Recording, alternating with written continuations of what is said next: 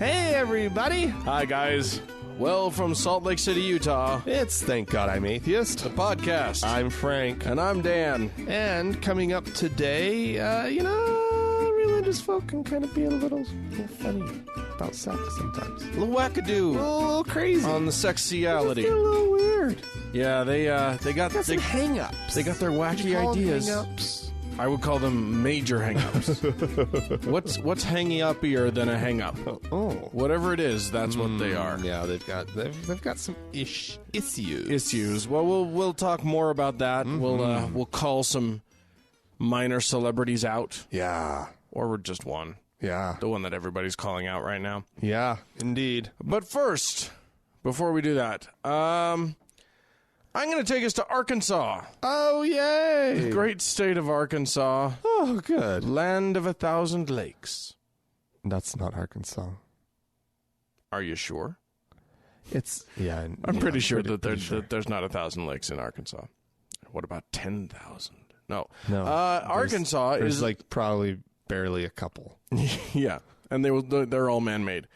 Arkansas is actually home to Little Rock, their fine capital, the capital city of Arkansas, where the legislature has passed a law this year to erect a Ten Commandments statue. Well done, Arkansas. Right. Now, we knew that had time. happened. It's about time. Yes, indeed. Where has your Ten Commandments been? Ever since Texas successfully defended their... which, by the way, Ted Cruz is making big hay about, because apparently he was in the defense of the monument, the Ten Commandments monument. wow, yeah. So he's a defender of the faith. Good. Yes, absolutely. Good. Well, now all these other states, I mean, they've heard about it, and they're like, well, we should get one too. Yeah, exactly. They're not What's good for faithy enough. Texas is good for us. They're not faithy enough until they have their monument out there. Obviously, Oklahoma did the same thing. Yeah, but And then their state constitution, their state Supreme Court said, nope. yeah, based on their state. So Little Rock is getting their own one, which of course opens the question, the perennial Satanic Temple-esque question of, well, who else gets to put out a monument? Mm-hmm. If the Christians get to, and arguably the Jews, I guess they use the Ten Commandments. Yeah, they probably don't have any problem with that. They probably feel included. No, for they the know. most part. They know it's just. They for know it's Christians. not. They know it's just for But Christians. don't they? Yeah, they do the whole like Ten Commandments thing. Oh right? yeah, absolutely. Are they as crazy? Moses about is their guy. Moses is No, I know. the Jews' guy. Don't kid yourself. They've got some other guys, Dan. Yeah, but that's their head dude. Their best guy is Moses for sure. Anyway, Okay. so interestingly, this is not a story about the giant Baphomet statue. Oh, really? I I totally thought that's where it was going. No. So far, apparently, according to the Secretary of State's office of Arkansas, the only official request that has been made for a privately funded statue on the grounds comes from the Universal Society of Hinduism, who want to put up a Hanuman statue. Which one's Hanuman? He's the monkey god. Oh, yeah, good one. He is a very good one. Apparently, he is god of where did it say? I think it was like strength and good grammar. Strength, Good grammar? known for his strength and correct grammar, is Hanuman. Apparently, Yeah, I like a god known for his grammar. when one wants one's gods to be well spoken, doesn't one? Anyway, they have been roundly rejected. Now, see, that's a mistake. I hope it's a mistake. I don't know. Like the grounds upon which Texas won in the U.S. Supreme Court to keep their monument was something along the lines of, this is like historically significant for the United States, or something along those lines. So it's hard to argue that What about Hanuman currently significant for the United States? Right.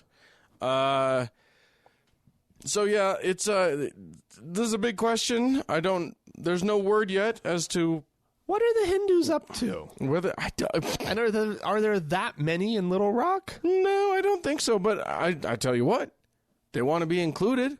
No, I have no problem with that. I They know. should be. Yes. I mean, they should be included by no one being allowed. Right. They should to be put, included in the exclusion of everyone.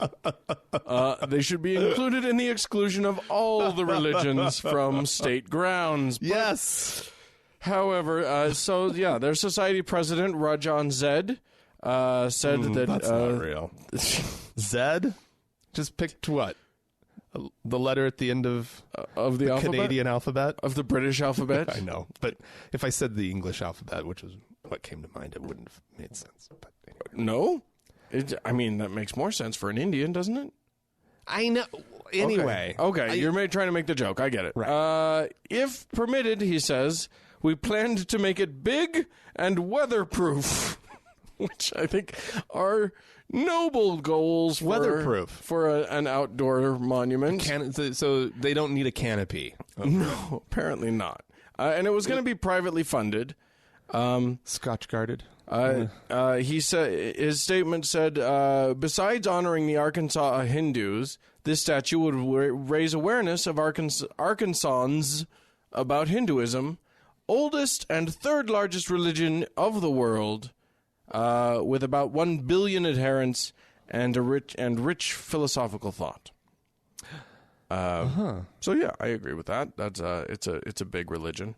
He's correct. Yeah. Not probably as big as he'd like In Arkansas. in the fine state of Arkansas. But there you go. We'll keep you up to date on that one as it unfolds. All right. Well, I've got a story from nearby Arkansas. Just head on south to Louisiana. Where there's some... boy, they had a terror threat, Dan. Oh, no. An Arabic terror threat. Oh, dear. In the community of Gardner. Some Arab... So there was a sign, Dan. Uh-huh. There was a sign on the outside of town. Okay. And people were worried that it contained a terrorist threat written in Arabic. Oh. Okay. It was Hebrew. Oh, they got that wrong. And but clearly still a terrorist threat, right? It said, "Welcome home, Yamit."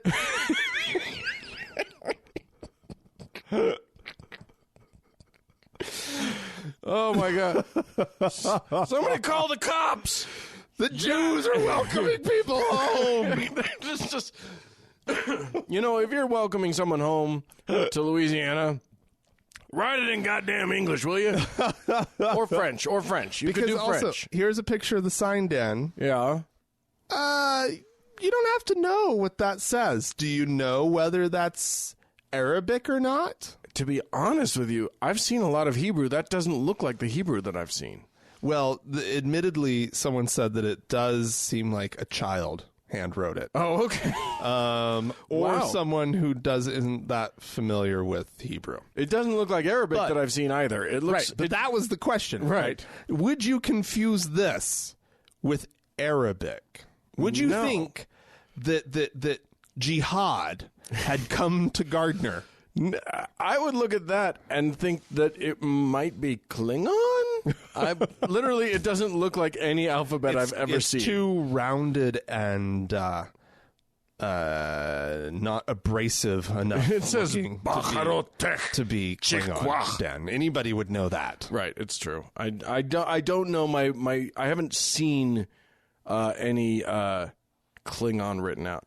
And I'm sure that I'll get an email saying that what I just said. You'll probably get one written in Klingon, and it'll just say that what I said was nonsense, because I don't know any Klingon. Right? You don't. No.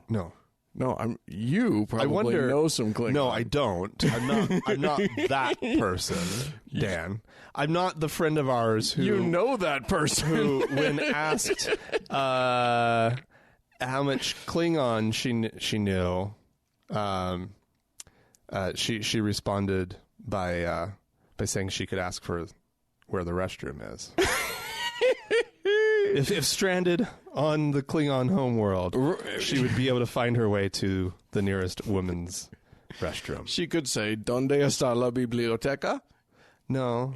El baño. I know. That's just the one. El baño, Dan. I'll bet she knows what library is in Klingon. She probably actually they probably don't even have a word for. You're so library. You're so racist. All right. That's the dumbest thing I've ever heard. I'm going to move on to distant Salt Lake City, Utah. Ooh, really? It's distant from many of our listeners. It's not distant from us because we're sitting right in the middle of it. Right. We reported a couple weeks ago about the Boy Scouts of America making their big announcement that they were going to allow gay men to be leaders. Horror.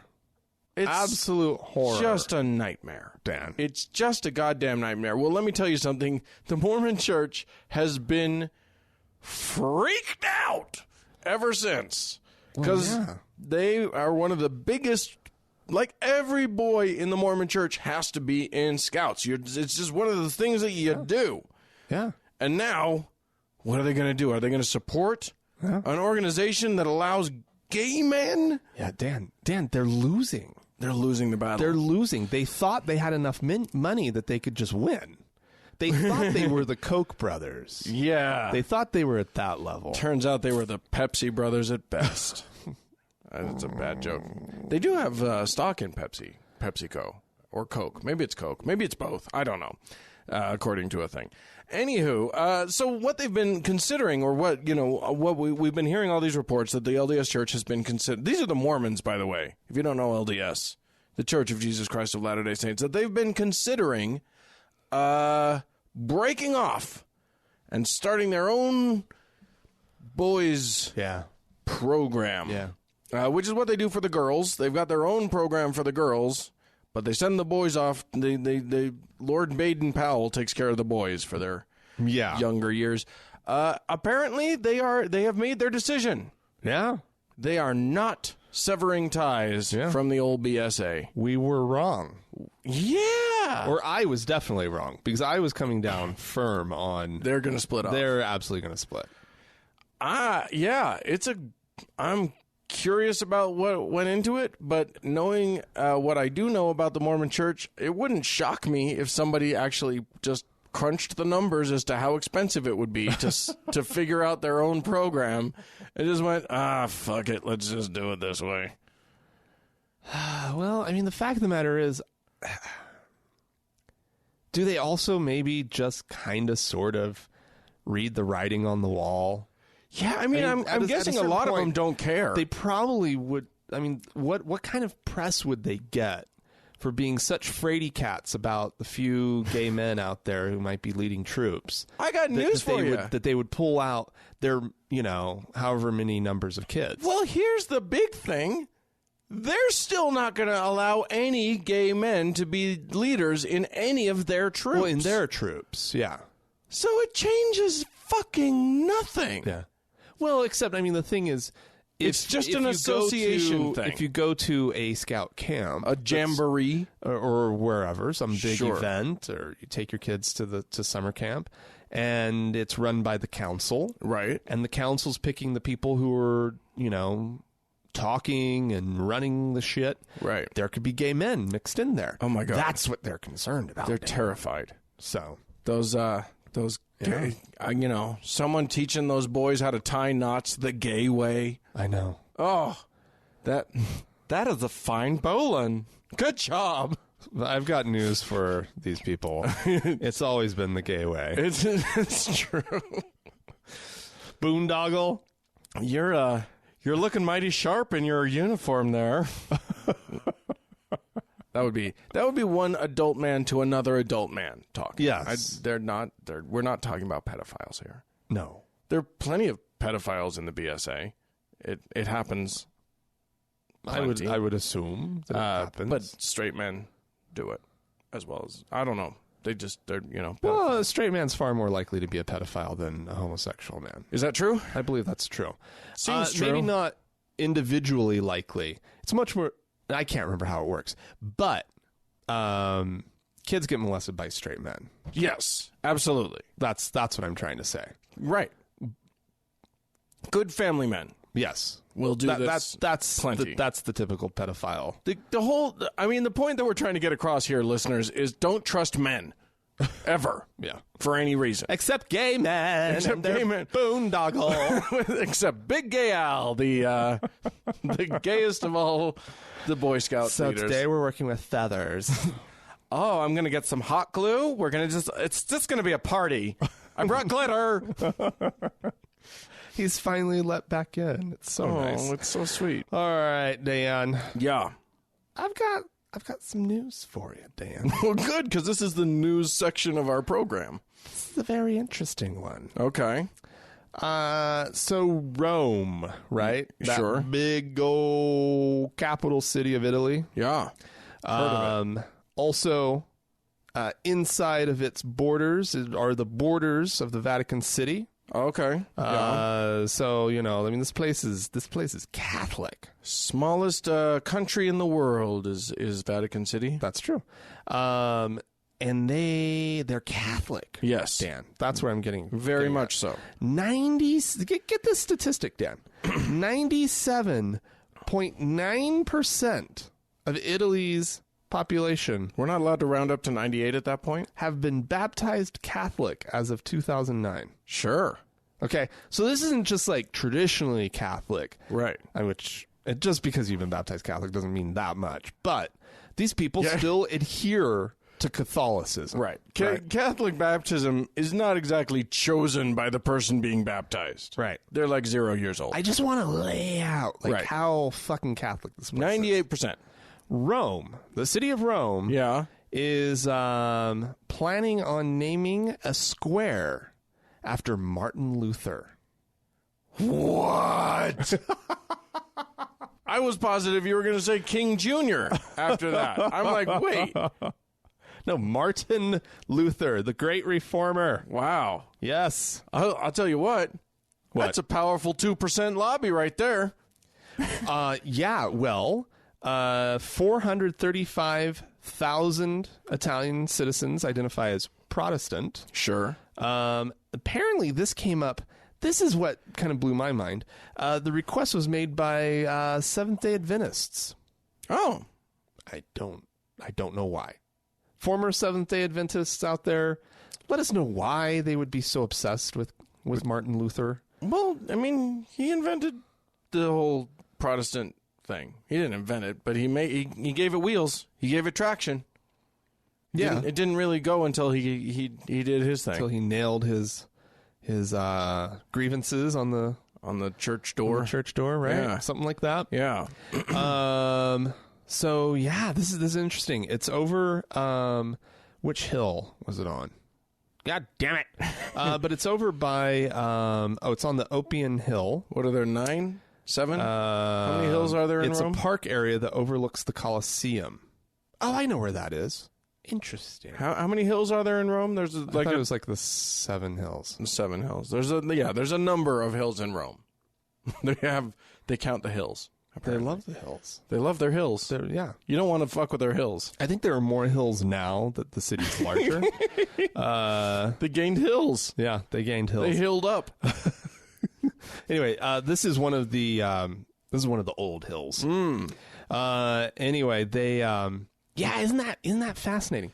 They're doing it the original plan was to inaugurate the square in time for the 500th anniversary of Luther's historic trip to Rome. Oh. That would have taken place 5 years ago but in classic Rome fashion, things didn't move too quickly. Those guys and their slow moving. But so anyway, also interesting is the Vatican has given the whole thing their stamp of approval. Well, great. I'll tell you what, this Vatican, they'll just go along with anything. Oh, they love everyone. You tell them about global warming, they're like, sure, we're on board. Yeah. And apparently, though, Luther was quoted saying, if there is a hell, Rome is built over it. So he's no big fan of this place. No. And now they're going to honor him with Piazza Martin Lutero. Oh, Piazza Martin Lutero. I'll tell you what. He was no fan of Rome. It took Rome 500 years. It's not like they've been a big fan of him. You know what I'm saying? Yeah. So, not for nothing. All right. Well, that's a remarkable thing. And yet another place to visit when you go to Rome. It's not like Rome is lacking for any places to visit. I don't know that it's all of a sudden instantly going to be a destination. No, not for me. Why would you care? If you're let me tell you something. If you're a Seventh-day Adventist, you fucking care. I guess it would be symbolic of the fact that the city, cared enough. Yeah. To name a square after someone that you cared about. Yeah. Yeah, that's a thing. I guess. It's funny because when I said... There's a lot of squares in that city, by the way. Yeah. Oh, yeah. There's a million squares. You're never going to find it. No, you go to the Colosseum. It's right there. Oh, okay. It's right next to the Colosseum. Oh, great. It overlooks the Colosseum. Oh, great. Isn't that great? Yeah. It's beautiful. Go get yourself a gelato. And walk up. Check out the square. Yeah. It'll be great. All right, I'm taking us further around the world. We're going to proceed further from here to India. Oh. Land of many religions, one of which being the Jain religion. Jain. Yeah. I love the Jains. Yes, the Jains are an interesting sect about which I know almost nothing. However, one thing that I do know now, because I read an interesting article in the New York Times, is that the Jains have a tradition that they call, what was it? Where's the name of it? Oh, boy. Santhara. Or Santara. Santara. Yeah, something like that. You have to say it like that? Yes, you do. Santara. You should say it probably with some sort of big emphasis because it's a pretty extreme thing. This is a festival? It is a tradition. It's a tradition. It is done not by everybody, but the Times article starts with the story of a man in Pune, India, who he's 92 years old. He was 92. Okay. And began the act of Santhara, which is fasting to death. Oh. He had definitely not a festival. No. Although they actually celebrate this. Really? The Jains do. They support him in it. People come from all around and visit him and sort of witness it. Like friends and family, or just people, townspeople and stuff. I get is the sense that I get. People. So how often do people do this? This isn't something most people do. They don't get to the end of their life and go, you know what, I'm just not going to eat anymore. No, I don't think so. But this is something, for instance, this one man that they're choosing to tell the story of, he's 92-year-old Manik Chand Lodha. Okay. He had hurt himself last year, or 3 years ago, actually, after a fall, and was bedridden. Started renouncing pleasures. This is part of this whole thing. Part of the ritual is what kind of pleasures? Tea and tobacco were his first things. Okay, yeah. All right. Then television. He gave up television. He gave up medicine. He refused. Medicine's not really a pleasure per se. Well, it eases pain. Yeah. So. Okay, but he's crossed a line now. He's gone from removing pleasures to now causing pain and suffering. Right, yeah. He gave up an air mattress that was easing his bed sores. He was going for it. This guy. Fully going for it. And then on August 10th of this year, he took the ancient vow and gave up food and water. Wow. Didn't die until August 16th, which is horrifying. What was the first date you said? August 10th. Lasted almost a week. Oh, my God. Yikes. Oh, my God. How can you do that? Yeah. His daughter-in-law said, "Look at us, Do we look like we are in mourning? We are celebrating because one of our family members has achieved something great. We were able to know him. That was our good fortune. So there you go.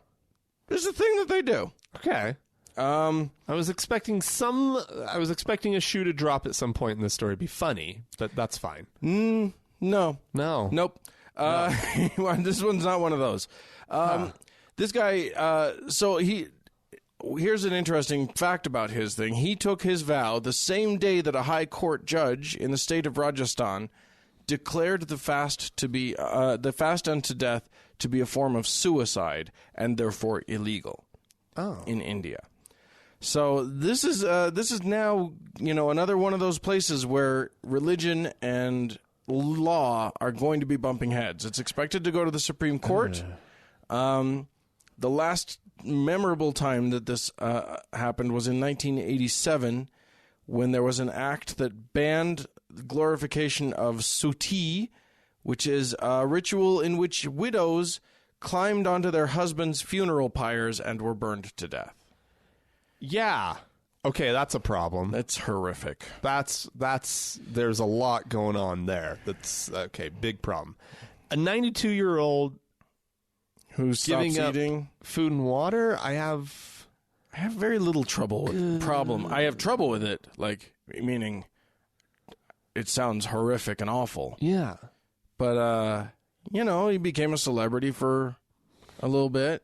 No, I mean, I assume that he would enjoy being visited by a bunch of people. That's not me saying, celebrity is good. But people are streaming in to see him do this amazing thing. He's like David Blaine. Just said a lot. That sentence said a lot. Yeah, you got to be a celebrity for a minute. Yeah, he did. He got to get some fun attention. He got his 15 minutes. It was a shitty 15 minutes, but he got it. If it had only lasted 15 minutes. Oh, yeah. It lasted 8 days. Or 6 days.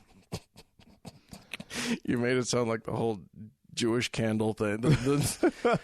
We thought it would only last 15 minutes, but it lasted for 8 days. Yeah. His suffering. It's a Jainist miracle. I prefer Hanukkah any day of the week. Yeah, I think so. Sith Flipteribdi, whatever it was called. Yes, Flipteribdi is what I said. So anyway, okay. There you go. What was it called, Dan? Give me the name again. Oh, and now I have to find it. Santhara. Don't name your daughter That sounds Santhara. like a lovely sort of... That's like a name of a planet in the first 2 seasons of Next Generation. Wow, we're going back to Star Trek, are we? It's a nerdy episode, ladies and gentlemen. I was thinking it was like a Disney princess. Santhara. In one of the when they go out on the exotic ones, and then all of a sudden the biggest name in America, right? Is exactly. Santhara. Right, exactly. Ugh. All these teachers have to be calling names: Ariel, Santhara, Jasmine. All right. Well, Dan. Yeah. Sometimes cities have municipalities have troubles with keeping up things like roads and whatnot, right? Your basic infrastructure? Yeah. Sure. They have a hard time with it. They can struggle. Well, way down in Jackson, Mississippi. You remember Jackson? We watched a movie in Jackson. We did. Want to know what movie we watched? Oh, I can't remember. Star Trek. We did. That's funny. Anyway, the new Abrams one. Yeah, so it's less nerdy. Which is what allows Dan to watch it. All right. Yeah, their mayor, Tony Yarber. Sure. I remember Tony. He found Twitter. Oh, good. Apparently. He stumbled across it. And he expressed some opinions about their roads. Okay. Yes. ... I believe we can pray potholes away. Moses prayed, and a sea opened up. Oh. Hashtag I see ya. Hashtag I trust him. Hashtag prayer works. Oh, my dear God. I mean, you and I, Frank, when we were in Jackson, we actually attended church at a big Baptist church that's literally, and I don't mean this figuratively, I mean it in the literal sense of literally, right across the street from the Capitol building. Yeah. The only two good-looking buildings in the entire goddamn city. And I you don't want to think that one's leaking too much into the other. Yeah. But wow, that's just like saying, I don't got to do my job. You know, I abdicate. Yeah. All responsibility. Yeah. If you have potholes, you're just not praying hard enough. No. That's amazing. Yeah. He's went to Twitter with some other issues. Oh yeah, that have been facing the city. Apparently, there was something going on. He was trying to get a Costco to open up in Jackson. Oh, and this is just that's when you know you've made it big. I'll say that. Yeah. And so he says, "I'm disgusted to know that there are public officials who are deliberate obstructionists in my Costco efforts."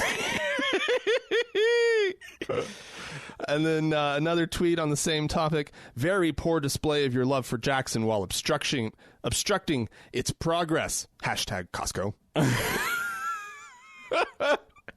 So he is working hard for the state of Mississippi, or for the city of Jackson. He's trying to get a Costco, and you know what? God can just worry about those potholes. Right. You know what Costco needs to do?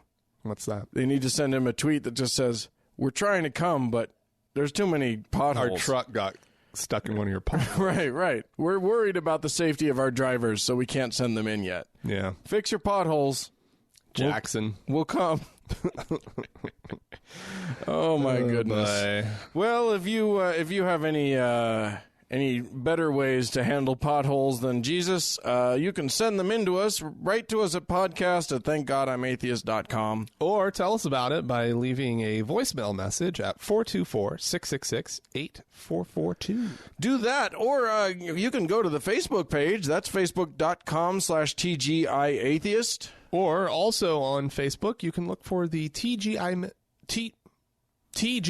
Members Only Lounge. Yeah, we almost had it. It was good. We got there. So yes, do that. It's a closed group. You have to ask for me to let you in, and then I have to actually not be on vacation when they all just pile up on me, and then I don't. Oh, damn. All right. Well, we're going to take a quick break. This is going to be Pat Robertson, everybody. Yeah. Yeah. He's got some. Boy, God, he's punishing us, folks. He doesn't like. I'll tell you what. This Pat Robertson character does not like the Planned Parenthood place. No. That organization is an absolute monstrosity. To take your money and my money, which the government extorts from us every year in the form of taxation, is nothing short of tyranny. You know, that business about taxation without representation, well, we're getting taxed, and the left is saying we're going to give it to an organization that is repugnant to most Americans. And the president has basically said, if you take that out of the budget, he said in a previous negotiation about sequester, he said, if you take this money away, I will shut the government down. Now, that's how strong he feels about funding the murder of unborn babies. And here in America, we have been complicit in terminating the lives of in excess of 50 million precious unborn children. And don't you think Almighty God is going to hold us accountable for that? We will pay dearly as a nation for this thing going on. And possibly if we were to stop all this slaughter, the judgment of God might be lifted from us. But it's coming, ladies and gentlemen. We just have a little taste of it in terms of the financial system, but it's going to get shaken to its core in the next few months, years, or however long it takes. and it will hurt every one of us. It's coming down the road, but at least we could repent and try to change. Whoa. You better watch out. I'm scared. God's coming for your 401k. The greatest threat God can make now is the financial market. Your retirement might be in jeopardy. I hope your portfolio is diversified, young man, because he's coming for you. Famine, pestilence, pshaw! Forget about nothing. Nobody cares about whether the crops are going to be good anymore. Market, people. God will manipulate the market. It'll be 2008 all over again. I mean, nobody understands how the damn thing works anyway. No. It's God's hand. That's as good an explanation as any. It doesn't make any sense. By P.S., just so you don't believe him, I just sort of looked it up, and though I can't find strong numbers, I can't find specific numbers. Apparently, according to Reuters, support for the funding of Planned Parenthood is well over 50%. Yeah, in America. Yeah, so he's wrong. As most Americans, like it. Yeah, and guess what? I disapprove of, Pat Robertson. What?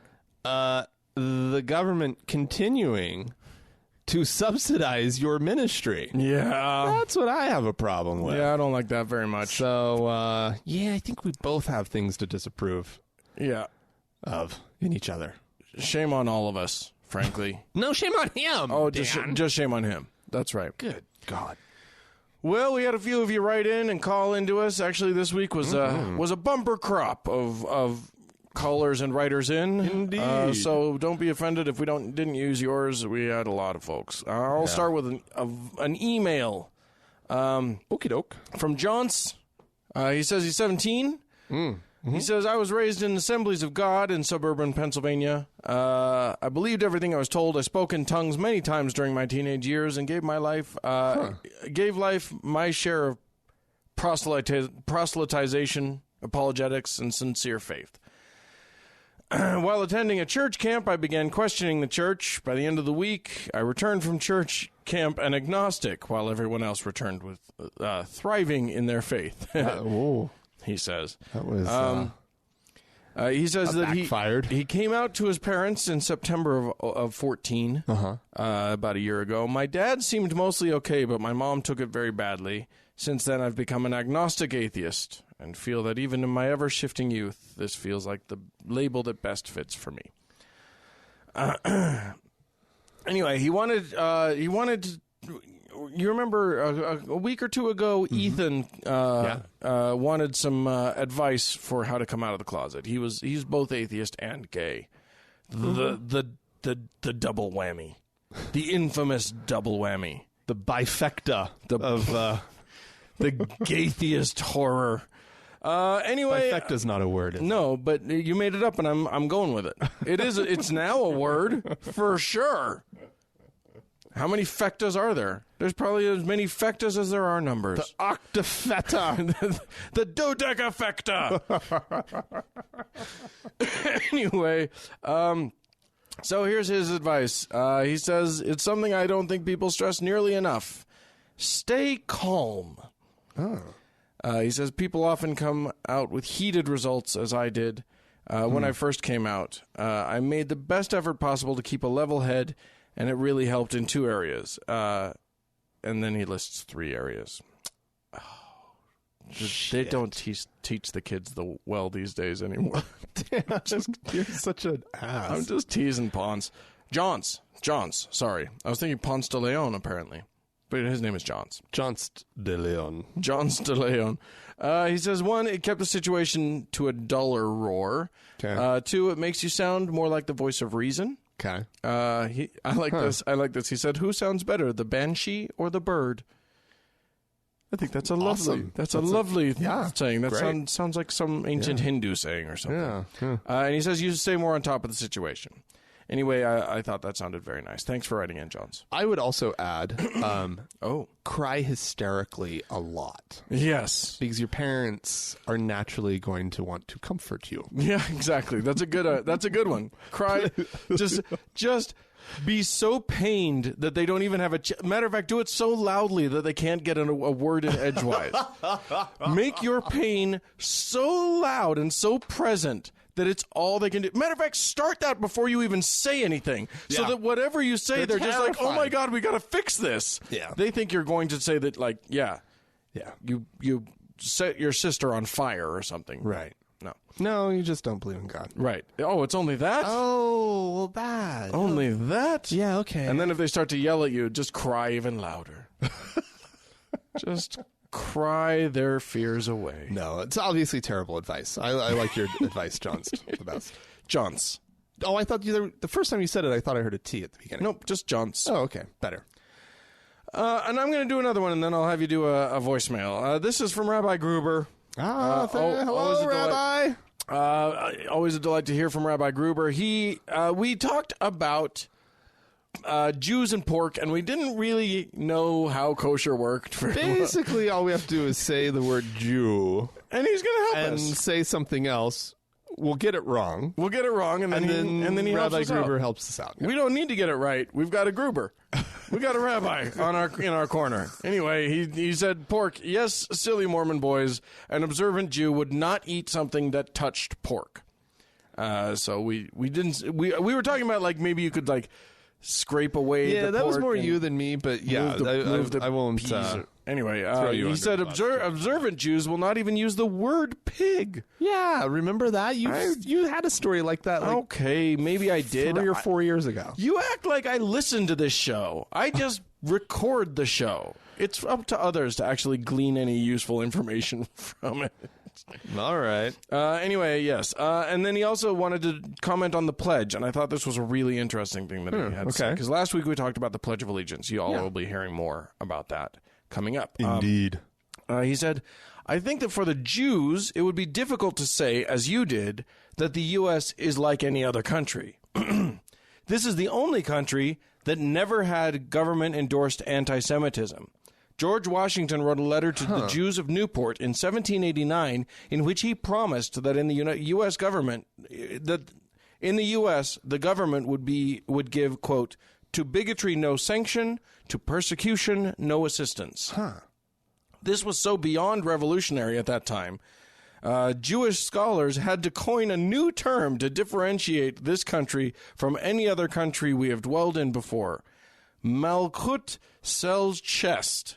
You would make me try and pronounce Hebrew, Rabbi Gruber. Not fair. Which means a kingdom of kindness. The fact that the police, for instance, are on our side rather than harassing us because we are Jewish would mystify most of my ancestors. The fact that anti-Semitism is the lot of the dregs of society only would be beyond belief for them. Agreed. Yeah. It's it's an interesting thing in that way. Well, all right. I've got a voicemail I'd like to play. This is somebody. This is an angry caller. This is somebody who didn't like what we had to say. Oh dear. First time listening to the show, and you guys already upset me. It's not Missouri, it's Missouri. Get it right. Get it together, guys. Thanks, bye. Wow. They sure do grow them grumpy in Missouri. Get it right, Dan. I just can't. I don't want to make fun of a caller, but like, don't you know how much funner it sounds to say Missouri? And how little we actually care how it's pronounced? I am running on so little sleep today, so I'm sorry about that. Okay, First time caller. In fairness, I'm going to say that I have heard Missourians, at least one, pronounce it Missouri. I'm just going to say I've heard that. Okay. So I maintain that there are at least, and at least 2 pronunciations. Okay. Well, why don't we listen to another voicemail real quick? Please do. And this is a caller from Malaysia. Hey, Frank and Dan. This is Yo calling from Kuala Lumpur in Malaysia. I'm actually from Taiwan, and I've been an atheist all my life. I just wanted to suggest a topic which I thought would be interesting for you guys to talk about. I've just recently been to the fair land of Kazakhstan, and in my previous job I had an opportunity to travel quite a lot in different parts of Russia. And I just thought that the post-Soviet, post-totalitarian, or another name you could use, collapse of these societies seem to have led to a resurgence in religion, and especially Islam and Orthodox Christianity. And I just would thought would be a really interesting topic for you guys to talk about, because it seems to be related to the ability to practice people's original cultures rather than religion. But this resurgence I find quite interesting. And also, I just want to thank you guys for being a bit of a lifeline, because I was living in Brunei prior to this, which had just implemented Sharia law, and I was looking for something to listen to feel like I'm not going crazy. So thank you very much, and I really enjoy your podcast. And yeah, thanks. Well, thank you. That may be the most interesting person I've ever heard in my life. I'm not positive. But she just said the names of like 10 different places in that one little thing. Yeah. None of it sounded out of place. She wasn't bragging. No. She was just letting us know. Yeah. It's amazing. Anyway, I actually had an interesting on her thing about the sort of the old communist bloc and everything. Oh, yeah? When I was in Prague, I was talking to our driver who was taking us in from the airport, and he was talking about how because when it was under communist rule, it was all atheist. Religion was banned, and everybody stopped going. And his take on it was everybody just stopped caring about religion. Like, as soon as you mandated that you couldn't do it, people just, it was almost like they were relieved. Like, oh, we don't have to do that anymore. Okay, we'll just focus on whatever it is we do day to day. Yeah. And he said nobody he knows goes to church anymore. Interesting. Now, religion, our friend Daryl Ray talks about the god virus, and religion being something that spreads like a virus. Right. And literally has that property of, like, really spreading. Like, you infect other people, and those people infect other people. Right. So I can see how in a place like Kazakhstan, it would make sense that it would just start multiplying and, right. Well, and the caller, Jerry, I think is the name I heard. Somewhere midway between Sherry and Jerry. There was somewhere in there, yeah. The thing that she mentions is sort of this the return to older culture, right? Yeah. And so I'm wondering if, in some ways, like, I mean, you look at sort of where the rest of Europe, right, was heading, right. Anyway, without the communists, without communism, right? Yeah, right. Like Czech Republic would have already been going that way, probably. It seems like sort of the neighborhood that they're in and where everybody else sort of landed. Right. Not so sure about Kazakhstan. Yeah, I don't know. You know what I mean? I don't know. And those especially, cultures yeah. It's interesting, or it is interesting that the cultures of those places were probably so starkly different. Yeah, absolutely. But then again, I don't know enough to even say much about that. Who knows? I'll tell you this: anyway, when I was driving through Poland, great question, and you can't believe how many Catholic things I saw everywhere in Poland. Well, yeah. Everywhere. Yeah. Well, by the way, nobody they told. Were given a certain amount of autonomy, though, right, to continue being a little bit religious. I think Poland so. was. I think so. I think I remember something about that. Oh, it's the weirdest thing. Driving on sort of highways in the back roads of Poland and seeing, like, every couple miles, a giant cross with the sort of little tiny Jesus on it. It was weird. It was like a Barbie-sized Jesus on a 9-foot cross. Huh. It was odd. Did they think Jesus was really small? I think they think he was small. I think they thought he was a giant Jesus draped over a tiny cross. That's very American of you. No, they like leprechaun Jesus. They prefer leprechaun Jesus. Also, we kept calling him baby sister Jesus or baby brother Jesus. Oh yeah. But also I don't think anybody has told Poland that Pope John Paul has died, because he's everywhere there. Anyway, it's just Weekend at Bernie's. Yeah, exactly. Yeah, they just keep. Yeah, he's dead, but they keep trotting him around Poland. He's still alive. What's that on his neck? Shh, nothing. He's still alive. Dear Frank and Dan, says Zachary, I'm a 2-time veteran of the conflict in Afghanistan. I was emancipated from the Marine Corps last summer and am proudly starting my sophomore year today. Well, congratulations on going to school and you know, also the service and stuff. All the things. Congratulations. I absolutely do not and will not say the Pledge of Allegiance, even if the under God part is taken out. Oh. He says, I swore an oath as part of my military service to uphold and defend the Constitution, as I'm sure you've heard many people say. Mm-hmm. I don't take oaths, pledges, or promises lightly, and this one least of all. I firmly believe that this is an ugly ritual from an even uglier time in our country's past. It's a way for the community to squelch dissent and be able to call out people with impunity from behind the protective wall of being a, quote, true American by slinging idiotic and worthless platitudes like love it or leave it. I could go on for hours about this, but to close, I love to see the look in people's eyes when they tell me that I have to say it because there are service people overseas, and I tell them that I was one of those people. Without trying to float my own boat, I spent a total of 14 months in Afghanistan clearing roads of IEDs, and I can honestly tell you that the thought of people saying the pledge back at home never even occurred to any of us. Thanks, Zachary. Yeah. That does that. There you go. No. Just say no. Just say Join no. Zachary. Yeah, when they say the pledge, just say no. Yeah. Or don't say anything. Just say no. No, I will not. Everyone rise for the Pledge of Allegiance. No! One lone voice. Right. No! Oh. I guess we're not doing it then. Everybody sit back down. Sit back down. Zachary disapproves, everyone. Right. Wait, are we still doing... didn't realize Zachary was here. Are we still doing the national anthem? No? Oh, okay. Well, I guess we'll just start the ball game. I'm going to keep going just because Misa wrote to us on the same topic. Oh, sure. Okay. Hi, Dan and Frank. I wanted to put this one in the Facebook, but it didn't seem to fit. Okay. I am just listening to the most recent episode and am, once again, I think I ranted last time as well, struck by how normal you Americans think the Pledge of Allegiance itself is.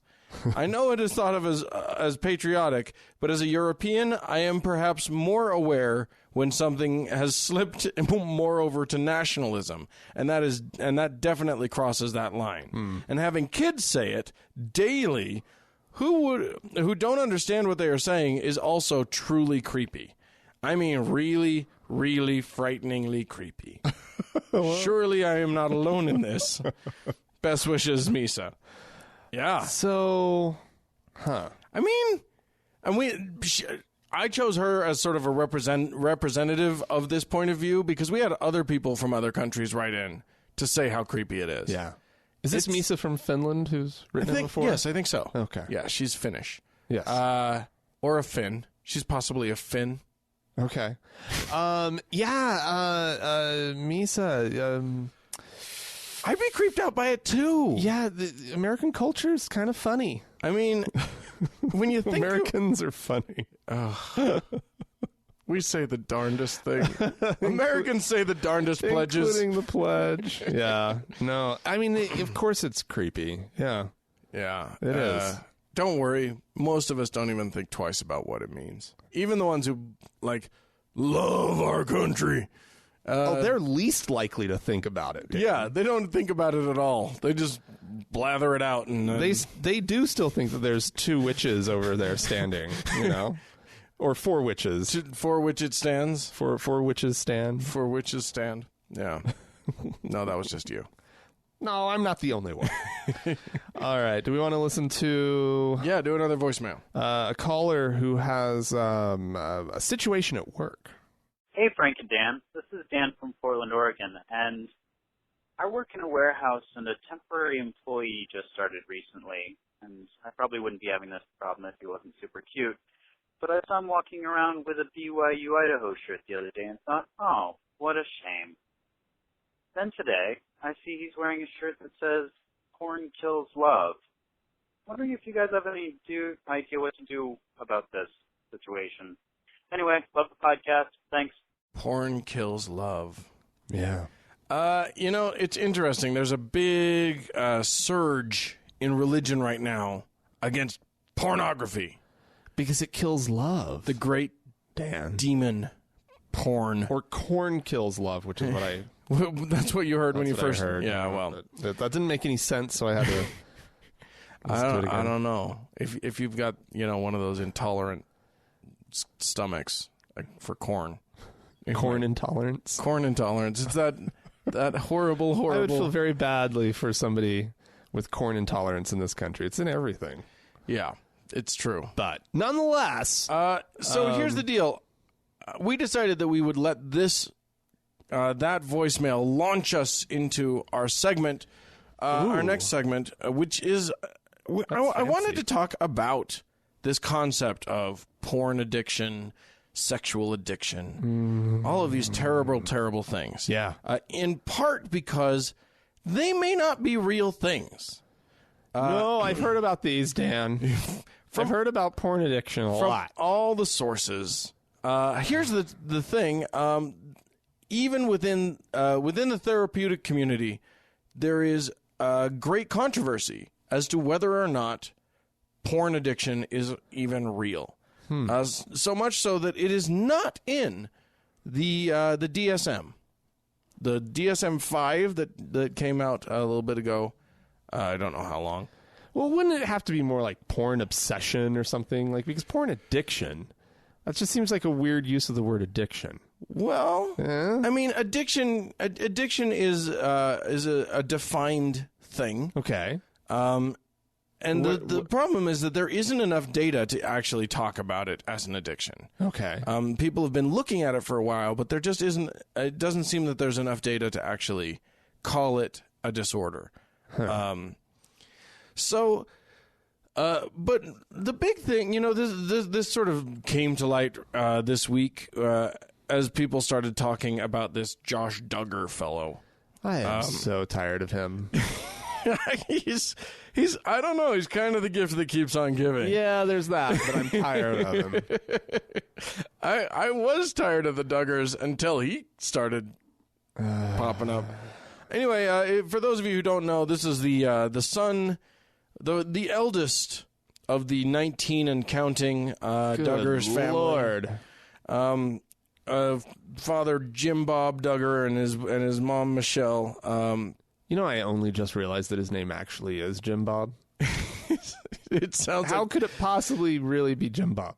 It sounds like it's joking, but it's not. They're from Arkansas. What are you gonna do? Anyway, so yeah, Josh Duggar, formerly president of right-wing political consultancy, and I guess executive director, of FRC Action, which is the Family Research Council.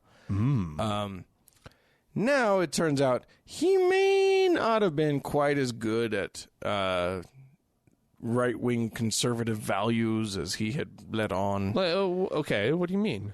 When the adultery website, the adultery enabling website, Ashley Madison was hacked, and all of everybody's names were released who were on it. His was one of the names. Yeah. And then later in the week, a porn star came out and said that he had paid her a significant sum for some pretty rough sex, and for some lap dances and stuff. I didn't read the whole thing, but I remember the figure being $600 just for lap dances, and then can I spend the night with you, sort of thing. Oh dear God! So a lot of money. He's a celebrity. He's got money. Anywho, he's a married man, And so that's a problem in Christian circles. You're not allowed to pay porn stars for sex if they're not your wife. That would be a thing, wouldn't it? Hey, you marry her? All bets are off, I guess. I'm sure there are plenty of Christian men who pay their wives for sex. Anywho, each in his own special way. In his own special way. Yeah, okay. I didn't really want to talk about the Duggar thing, but here's what I do want to talk about. He has checked himself into rehab, and I'm doing air quotes on that, for porn addiction, and I'm doing air quotes on that too. Okay. Here's the thing. Friend of the show, Daryl Ray, on Facebook, I noticed he had gone and looked up the place where young Mr. Duggar has checked himself into. Oh, wow. And found that nary a single licensed therapist works there. It's a bunch of Jesus folks. Now, if you'll recall, this is also the same Josh Duggar that, in his youth, molested some of his sisters and I think another girl from another family. And at that time, his parents took it so seriously that they checked him into a year later, checked him into a Christian, another Christian therapy center thing, center to help him out. Sexaholics. Is that a thing? Sexaholic? Yeah, Sex Addicts Anonymous or something like that. But this is just a thing. Okay. This is just whatever. Here's the thing. I think we can safely say that Christianity doesn't fix sexual problems. I think those of us who have been in Christianity can affirm that sexual issues aren't helped by Jesus. Shame-based sexual therapy is not going to be a very effective way of dealing with it. And that's all that they have to offer is shame. Wow. Wouldn't you say? Probably. I was just thinking that they probably get off on shame a little bit, so it's probably not the best approach. Well, I mean, I think to some extent a lot of people do develop shame-based kinks. Yeah. Where they, not everybody goes that direction, but, if you grow up in a religion that gets you there. Yeah. A lot of people are, into being shamed sexually. That's a thing. Yeah. So who knows? Maybe he gets off on it. Either way, not going to really help him, is my thought. So he doesn't really, they go to seek out professional help, but they don't seek out real professional help. They seek out Jesus' professional help. So here's when do you get to the point where you look at your life and it's been Jesus just holding your hand the whole way, and it's just fuck ups, massive, horrible things that you have been doing all along the way with Jesus' help, right? At what point when you're like, I really need a change? When does the Jesus run out? When do you finally go, you know what? I still believe in Jesus. Yeah. But I just need someone to fucking help me, and this guy's not doing it. Right. Yeah, exactly. At what point do you admit to yourself... Or that an unseen God who can't, really listen to you or give you any real feedback is not the help you need. Right. Well, here's the thing. As a guy who was a devout religious believer in his teen years, in a religion that forbids masturbation, I can tell you, I would believe Josh Duggar if he said that he tearfully prayed frequently for help with whatever his problem is. Right. Because I know I did. Sure. I was there. Begged God, help me stop jerking it. Yeah. But God is nowhere near as powerful as testosterone. It turns out. And, that's actually seems to clearly be the point, isn't it? Well, it's so funny. I read an article. Human urges. God has a hard time. Well, through. Yeah, exactly.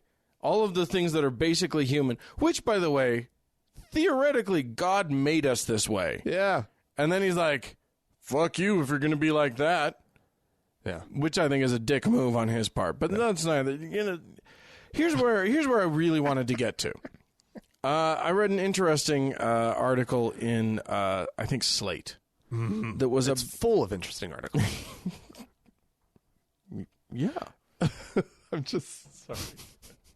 Anyway, I read this thing in Slate, and basically it was like, first of all, it was talking about the question of whether porn addiction is really a thing, which, again, most people who aren't religious don't believe it is.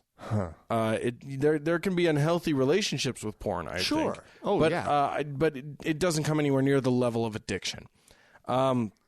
However, this writer was theorizing that this is just a way of medicalizing religious dogma that forbids normal interest in sex. Making it sound legit. Making it sound like it's a pathology. Yeah. That, that all of these men and their wild sexual fantasies and whatever, which is kind of, I mean, this is one of the things that has been going on with religion since time immemorial, which is we control by making you a bad person for doing something that you are compelled by your genes to do. Right. And then we're the only people that can offer absolution for that. Right. So, yeah, I mean, I think that that's part of this whole thing, is that it sets up this incredibly unhealthy relationship with sex and then makes it even unhealthier by pathologizing it. But I think I think it also lets you off the hook a little bit. I think stuff like that, like, well, I'm just a porn addict. Well, I don't know that calling yourself saying that you have a mental disorder is off the hook. I mean, I guess I can see that.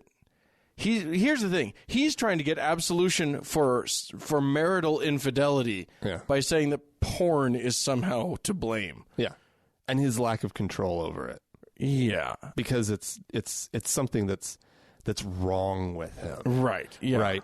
Like that's what I mean by getting let off the hook just a little bit. Sure. Yeah. It's not really him. Well, and let me tell you something. It's his disease. He played this smart. He came out with a statement calling himself a hypocrite, and he went straight to quote unquote rehab. The Christians are going to let him off the hook entirely. Yeah. He's golden now.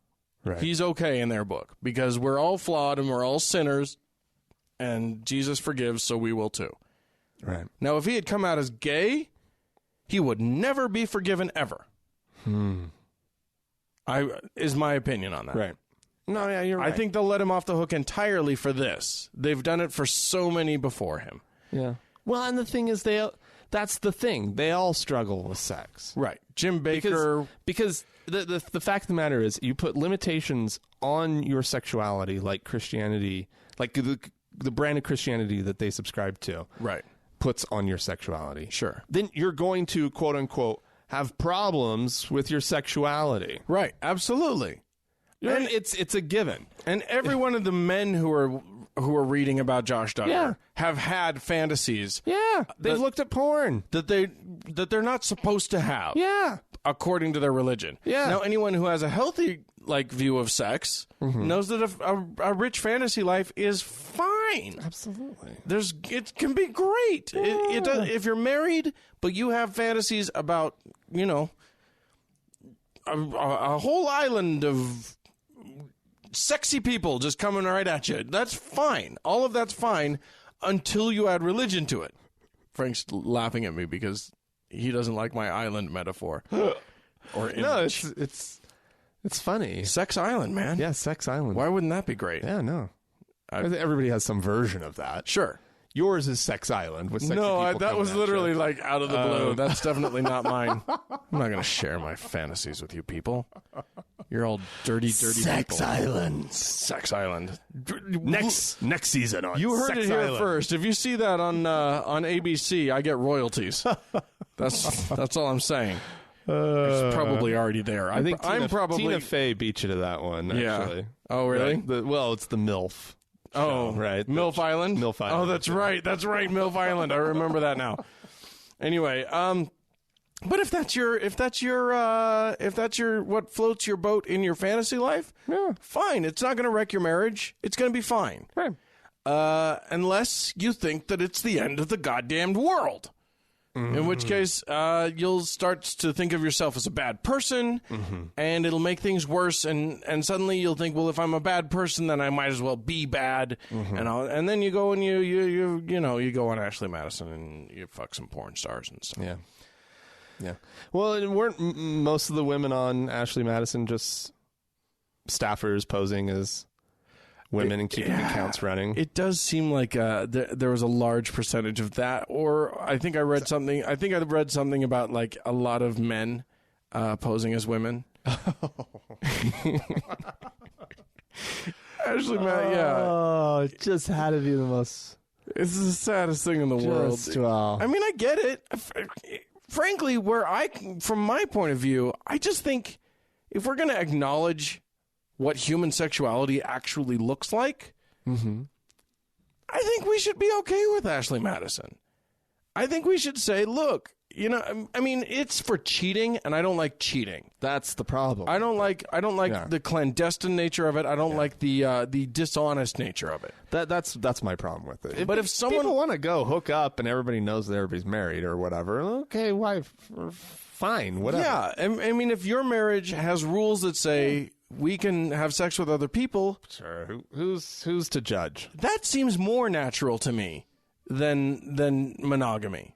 Well, and it's no matter what, it's better than cheating. Yeah, it's the betrayal that's the problem. Yeah. But this Duggar guy is a betrayer, because of his addiction, his sad fake addiction, possibly real. I'm not a therapist. I just know that there's a lot of question about it. Anyway, we've said plenty of things that I'm sure you're all just furious, mad as hell about, including the word Missouri. So if you want to write or call into us, you can do so. Get after us. Podcast at thankgodimatheist.com. Or you can leave us a voicemail at 424-666-8442. Right. Go to the Facebook page, people. Facebook.com/TGIAtheist. Or also on Facebook, you can search for the TGIA Members Only Lounge and request to join it. Yes. All of that is good stuff. Hey, thanks to Mackenzie for doing our Facebook page. She takes care of that, and she does a fantastic job. Absolutely. And thanks to the Red Rock Hot Club for letting us use their music. They're fine music. We love it every week. And we love you guys so much. Thank you all for listening. Bye.